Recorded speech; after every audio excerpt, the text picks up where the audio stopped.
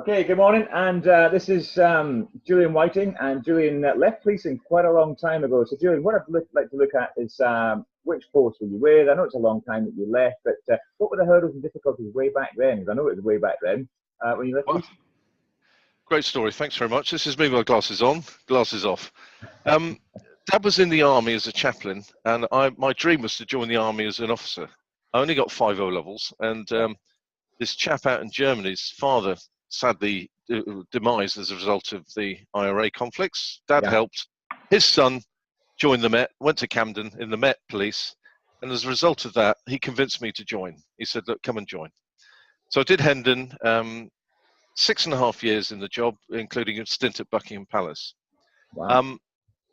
I guess when you said hurdles, it's quite interesting actually, because I experienced a lot of officers coming out of the guys coming out of the army and all that stuff, and I suppose they saw me as someone that was quite posh, although I couldn't stand that because I went to a medium public school and all that stuff. But I can see what they were saying. They sort of resented it right from the start. So I was rather hoping to excel in that area. Sadly for me, Rob, I'm trying to be positive here, but this inspector decided to take advantage of a prisoner in the cells. Yeah. And I trusted the chief superintendent or the superintendent before he was due to go off shift. I told him what had happened, and he said, between me and the 4 walls, just say what you want to say. And sadly, as a result of that, I was regarded as a grass for the rest of my career. So it ruined my career, to be honest. And I had to watch my back and all that stuff. So it's a difficult time. But I don't want this recording to be a negative one. I want you to genuinely know where I'm coming from as a person. So in hurdles in that, but the great thing was when I left, there was a chap that said, I really respect what you do. And I wish he'd said that at the time of the incident rather than actually later. So I left, I left with a great experience of the police. I really enjoyed it. I enjoyed my time. But I think at the time it would have had more robust reporting procedures for people who want to speak in truth. Yeah. So that was an early experience, which has been interesting. So since leaving, Rob, I went into life insurance. I was convinced by a life insurance company to say, right, this is your fortune, blah, blah, blah. A lot of guys were leaving. Did that for 6 months. And I thought, well, it's commission only. It's quite tough, but it was quite an experience. I learned that what you put in, you get out. Yeah. I've been involved with corporate hospitality, which are Keith Prowse, niche events, sales and marketing events. I've had numerous jobs, to be fair. 5 years at Keith Prowse Hospitality, dealing with a lot of big clients from overseas, doing big events around the world, Hong Kong, Japan, setting up conferences for about sort of, up to 100 people. Ted Heath, funnily enough, I introduced him at a conference in London. So I'm really good at dealing with all sorts of people from the bottom right to the top in worldly society. Yeah. And so running alongside that, Rob, I've worked in child protection.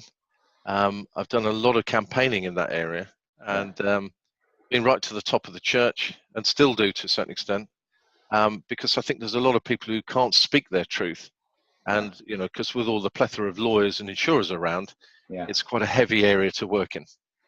So a lot of that campaigning's over, but someone said to me, where are you going to make your money? What's that? So I think I've done my charity bit, to be honest, although I'm still charity based. I help out with single parent kids, blah, blah, blah, and things like that. So I'm a good guy. I'm honest and decent. But I get frustrated because there's no job out there that's similar to the excitement of the job. You never know what's going to happen next. So I'm enthusiastic. I'm a breath of fresh air. And, I think I bring a lot to the table. Okay.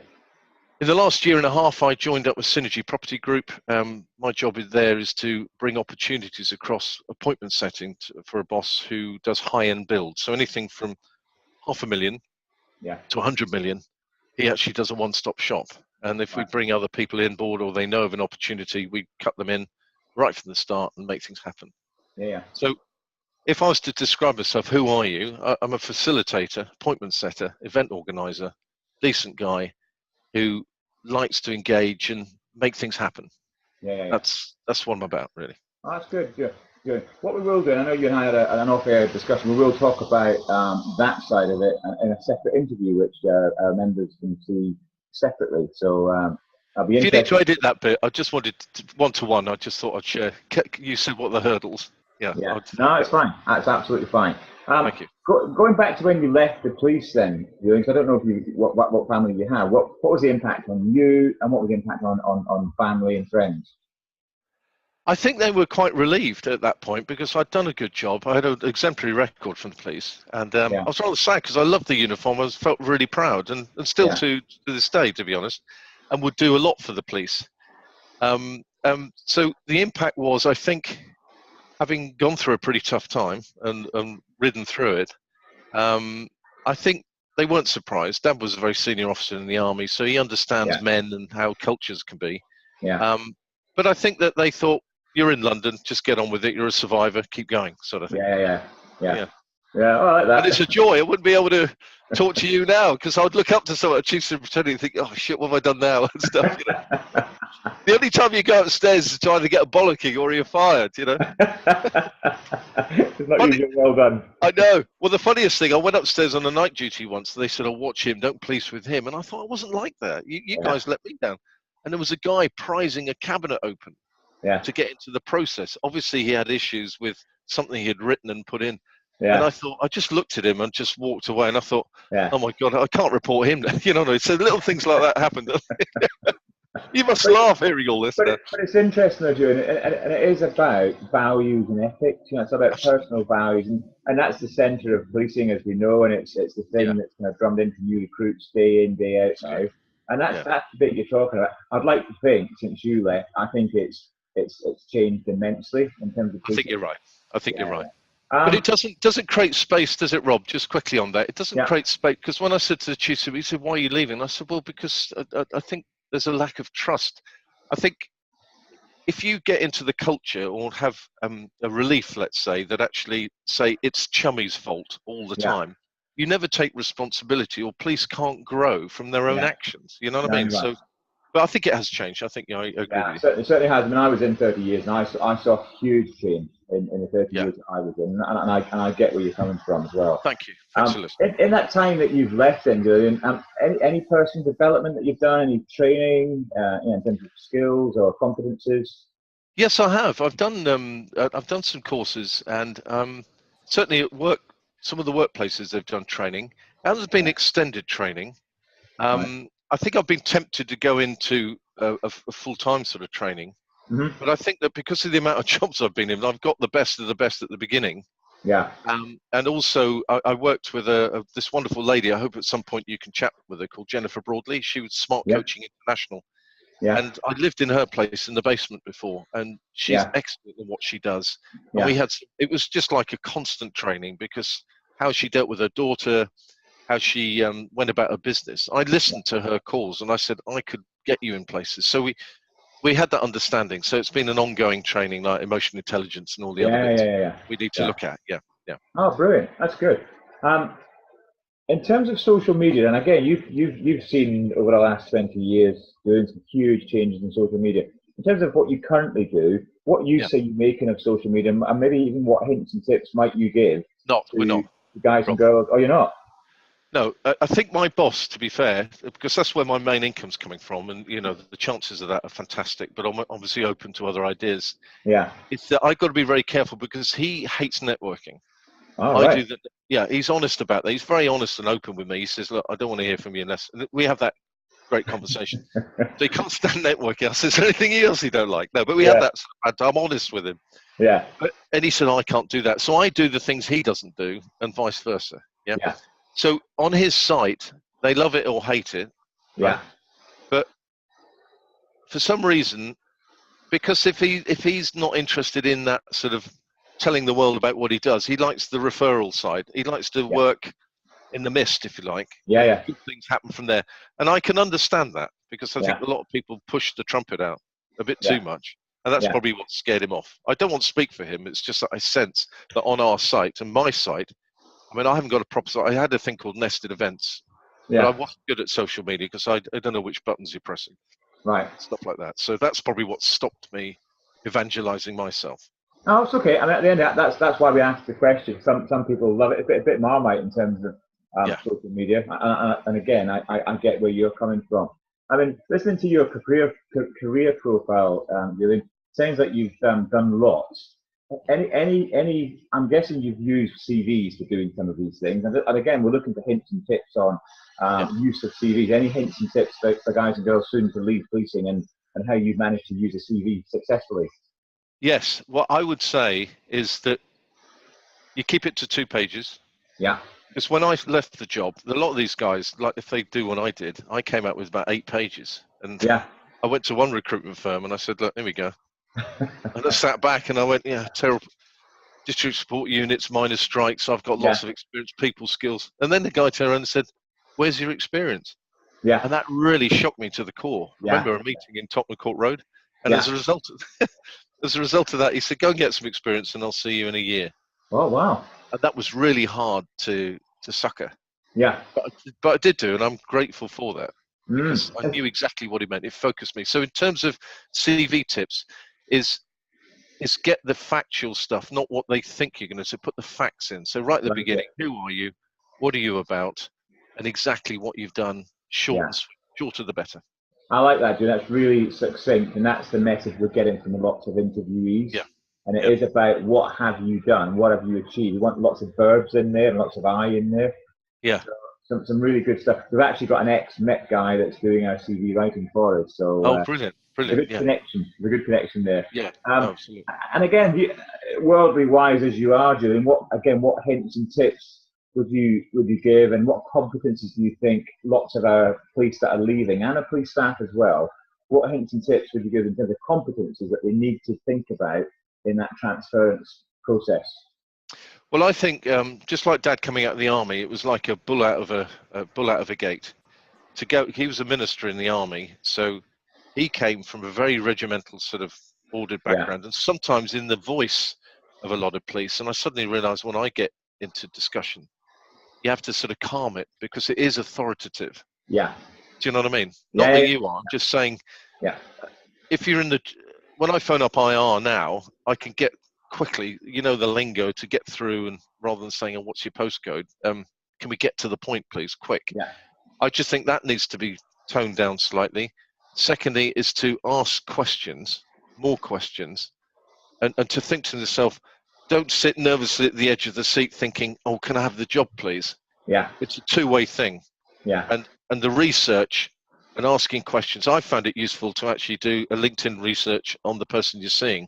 Yeah. To get some buzzword, things like, were you in the Navy, or do you support Argyle Football Club or something? Yeah. Why Argyle, by the way? I don't know. I just threw that in. I don't know. I was thinking of Argyle and Southern Highlanders. Yeah, I was just putting it to the person. I'm thinking, oh, that might be something in Scotland that he might say, and then you would say, that's right, Julian. I was born there, for crying. I'll tell you what it is, Julian. This is straight up. I was born in Plymouth, and it's Plymouth Argyle. That's why I asked the question. Oh, yes. Yeah. Well, I've done the research. No. But it's like, I think that they need to gain rapport very quickly, which I think a lot of police, so that transferable skill is key. And if you can make the Christmas party at a company, or get on and find out what are the needs of the company, what does 6 months look like, what's success for you? You've got me in an interview, what does 6 months and a year look like for you? Yeah. Those sort of thinking outside the box, beyond, oh, please can I have a job and sit behind a happy salary, and hopefully you won't fire me until I retire. Yeah. That's not the attitude to have, especially in today's market. Yeah. Good stuff, Julian. Again, we talk about police officers in particular here, as opposed to police staff. Really good at interviewing suspects, really good at interviewing witnesses. But when it's the other way around, and we are at the other side of the table, we're not quite so good. I think you're right, and it's going to be a hard pill for a lot of those guys to swallow, because they've had the authority, they've had the experience of "you'll do as I say" sort of thing. Oh yeah, all that sort of conversation, and I agree with you. And it's difficult. I think a lot of humility and humbleness will be there, and to say, look, I'm really grateful for this opportunity for a job, and to actually be clever. I think the police could be quite clever about that when they engage, because don't forget, the person being interviewed, I haven't got jobs probably because I am an ex-policeman, and I think that the person interviewing you will be projecting onto the policeman their own issues, and that's why I think it's important to be aware of that. So I think they immediately need to get out of their police mode and to say, Yeah. you haven't got the warrant card anymore. Yeah. You are now in an interesting world. And sadly, that's the way it is. You can keep in touch with your mates, but it's going to be a different ball game. Yeah. No, that's good. Yeah, I like that. Yeah, I'm going to have to get you to wind back a little bit, Julian, from memory here. In terms of, you made that decision to leave after 6.5 years in the Met, yeah? Yeah. And in terms of the financial considerations, where did that kind of feature in your consideration at that time? Can you remember? To be honest with you, Rob, the consideration was when an ex-inspector, I think, or some sort of detective guy, no, one of the guys within the life assurance firm, MI Group, phoned me. He did the best sales pitch I've ever heard on me. Yeah. I'd just come off night duty. He caught me vulnerable. He said, do you want to be plodding around the streets for the rest of your life? And I went, no.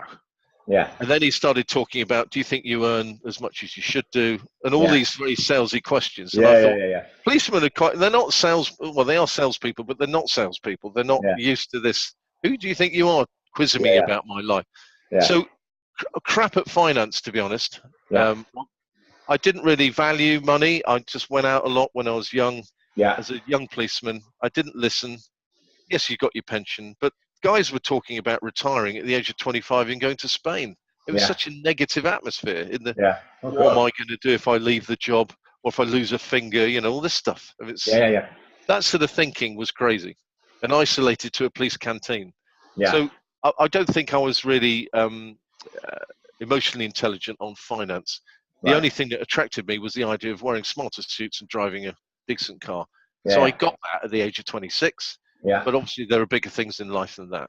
Yeah, that's good. Yeah, good information there, Julian. Thank you. And again, this is probably you've got lots of experience here in terms of job interviews, Julian. What I guess let's rephrase it. How prepared were you? And again, what advice could you give for others in terms of job interviews?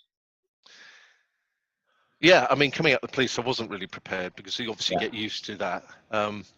My advice, it's exciting this being asked these sort of questions. My advice would be, think of something else. No, my advice would be clean shoes. Appearance is important. Just because you've been clean in the police, you've got to continue that quality. You never know who's watching. Secondly, the preparation's key. Exhausting the website, exhausting the information about the person you're going to see, focused on what value you think you're going to bring that organization. Mm-hmm. They'll have hundreds of people they'll look at and stuff, but again, it will be about dynamics and personality. And ask and read news about that particular firm. Also, maybe phone up their competition to say, what do you think about these guys? Phone up a client. Those sort of things. And I like those tips. I've not heard those ones before. Ring up the competition. Yeah, I like that. That's some really good stuff there. Do a site visit. Go next to the buildings of the thing of the company where you're going to go. Think about the transport in. It's a two-way sort of conversation here. And I think if people go in to say, look, it's a 50-50 situation here. You possibly want me. I possibly want you. How can we bridge the gap? And maybe do some ghost calls on the company to see how the responses are.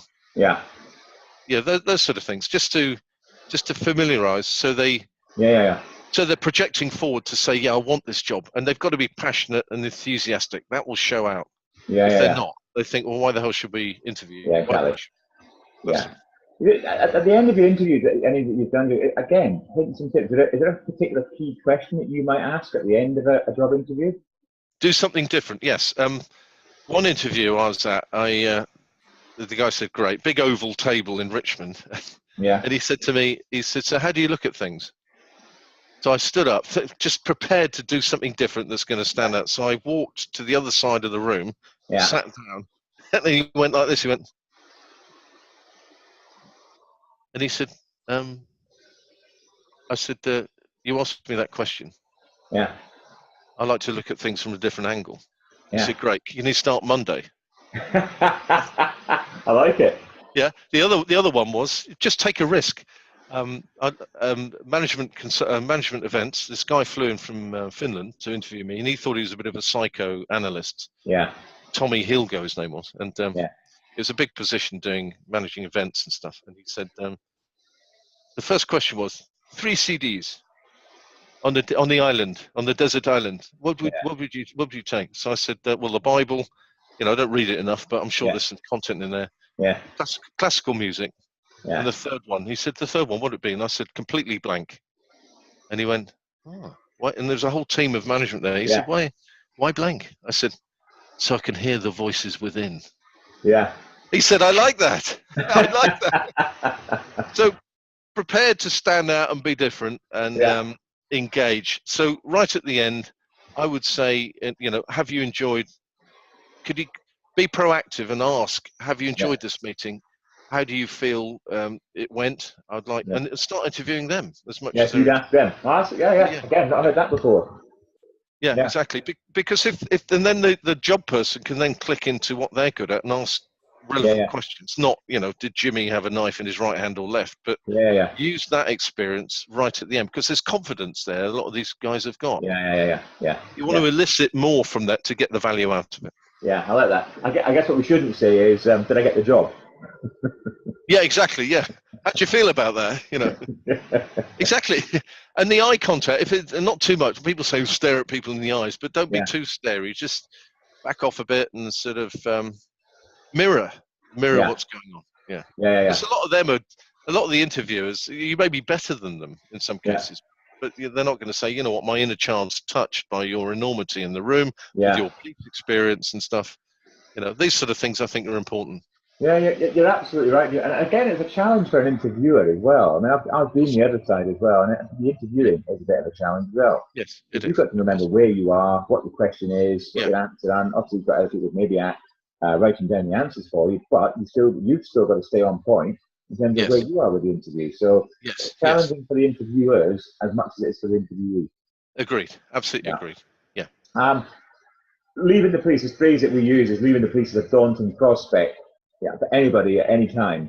Way back when you left, what can you remember? What was the most daunting aspect of actually leaving? I remember.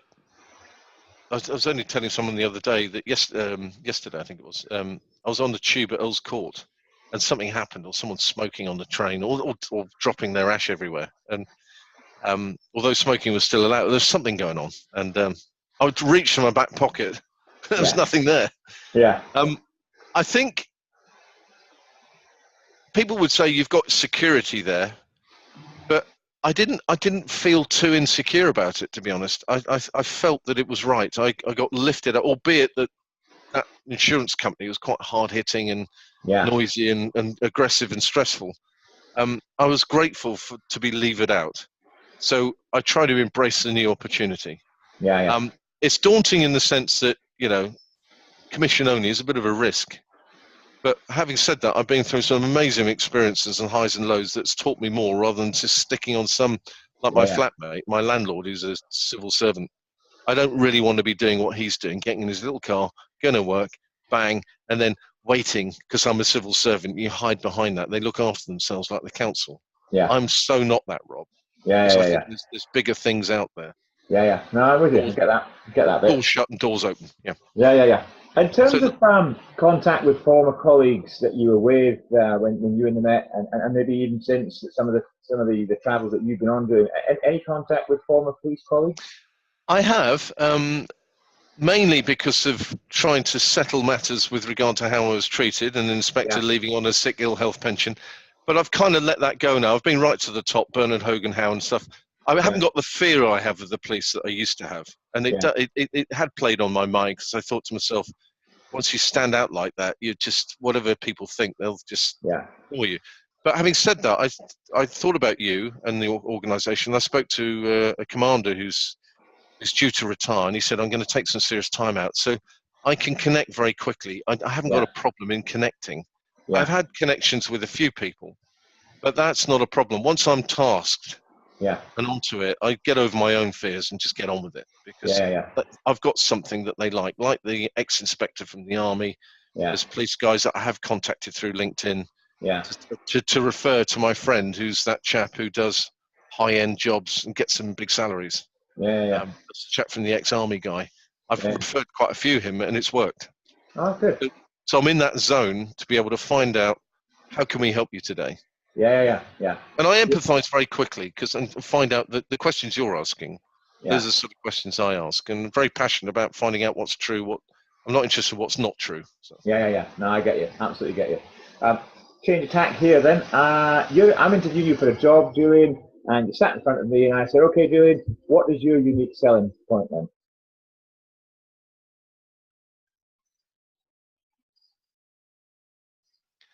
I'd like to say, what do you think? Yeah. What's the question? How do you feel about that? Yeah. Well, I think I'm unique. Yeah, exactly. I'm unique, Rob, in the sense that I'm unique because I like to ask questions. I'm unique that previous companies have said that I'm a breath of fresh air, which I feel I am. I like to motivate the motivators. Yeah. I like to be real. I like to share. I like to be honest, and I like to delve into the areas which a lot of people don't like talking about, because I think that's where the nectar of truth is. If you want to keep people and retain good people, you need to get to where they're at, not what.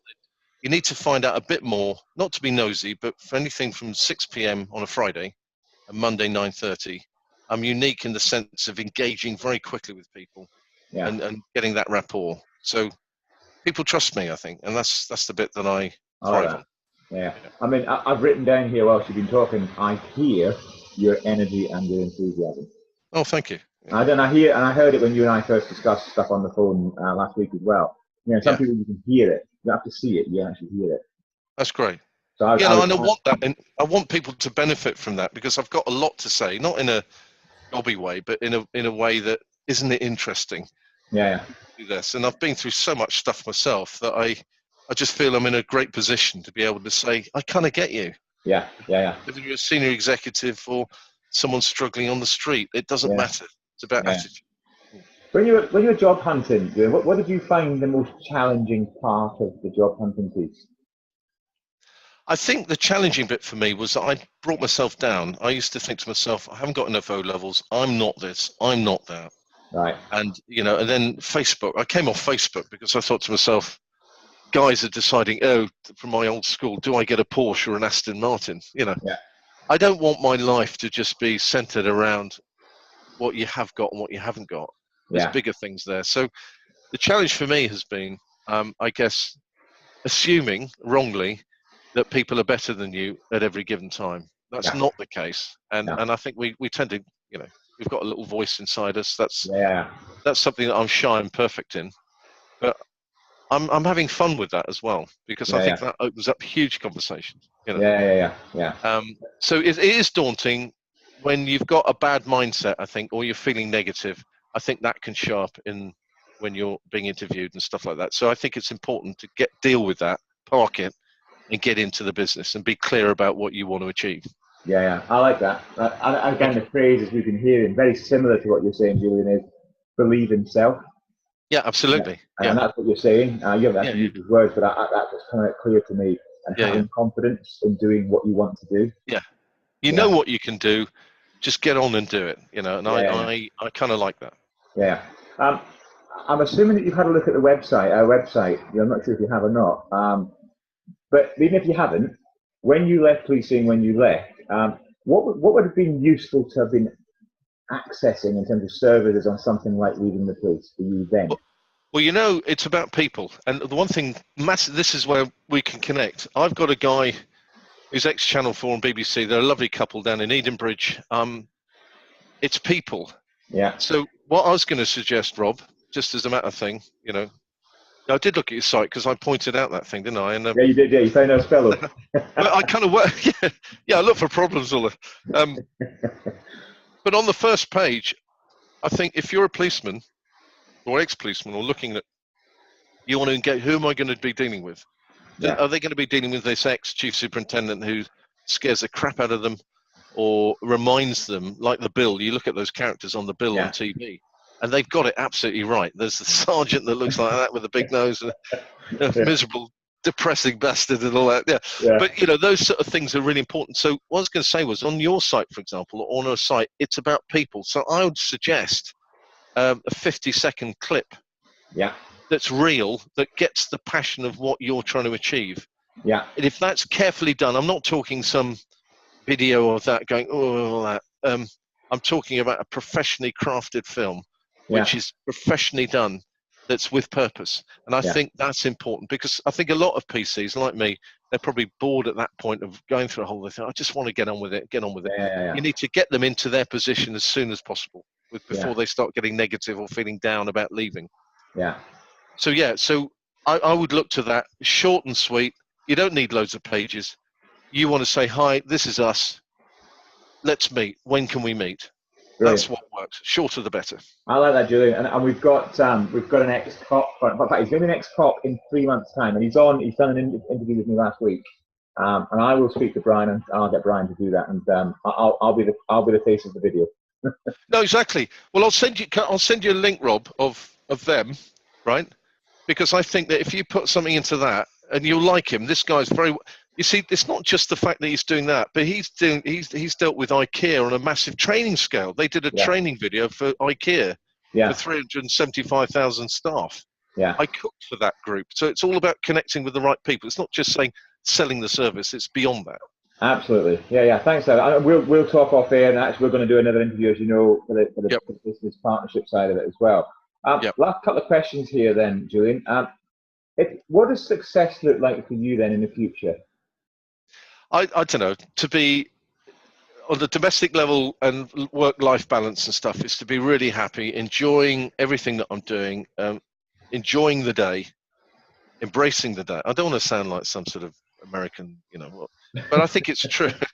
You've lifted a bit of spirit out of me, and I'm grateful for that, because it's nice to engage with an area that we're familiar with. Yeah. But for the future, I'd like to be secure in the knowledge I got a nice, decent place, because I've been through some interesting times. Yeah. And to be happy and content with what I'm doing, and to fulfill what my parents taught me to do, is be honest and decent, and to see the fruit coming in from all this hard work and the joys and sorrows of life. That's what success is for me.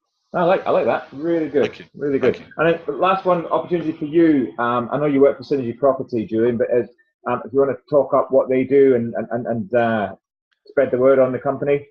Love to. All I need is to hear of anything from 500,000 to 100 million opportunities where there's a chance to build. So whether it's a fit out for a company, or build a hotel, or refurb a hotel, a school, all that stuff. We're a one-stop shop, which basically does everything. It's trust.